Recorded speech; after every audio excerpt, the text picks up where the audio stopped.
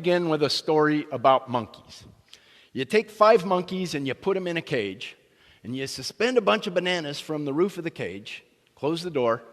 Inside the cage is a little stool. Now, monkeys like bananas, and they're pretty smart, so they look at the bananas, they look at the stool, they pick up the stool, they go for the bananas, and as soon as the first monkey touches the bananas, you spray freezing cold water on all of them, which they hate. And they back off, and then they'll creep forward and they'll try again, and you spray them again. And after about 3 attempts at getting the bananas and getting sprayed, they'll stop, and they'll just sit there and look sadly while they're shivering, look up at those bananas. Now, at that point, you open the door and you take out one of those monkeys and you put a new monkey in. So now you have 4 wet monkeys and 1 dry monkey in the cage.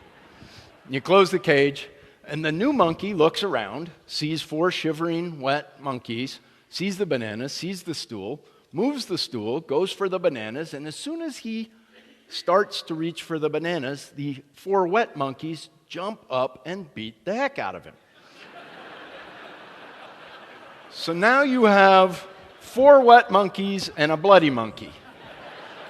And you open the door and you pull out one of the wet monkeys and you put in a dry monkey. So it's now 3 wet monkeys, a bloody monkey, and a dry monkey. And you close the door, and the dry monkey looks at the bananas, looks at the stool, moves. Now all 4 of the other monkeys jump up and beat the heck out of him.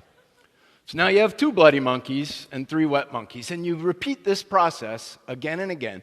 And the 5th time you repeat it, there are now no wet monkeys left in the cage. There's 4 bloody monkeys and a dry monkey. The dry monkey, the new guy, looks at the stool, looks at the bananas, moves the stool, goes for the bananas, and the other 4 jump up and beat the heck out of him. Now think about that. Why did they do that? Because that's the way it's always been done.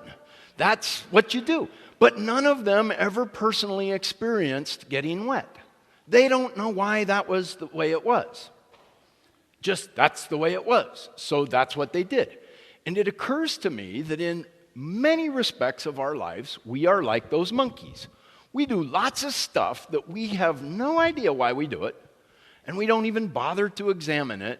And in some instances, that does harm. We have certain things that we do that may once upon a time have made sense in a particular set of circumstances, but probably don't make sense today, and still we do them. And some of those block our ability to make people as creative as they could be.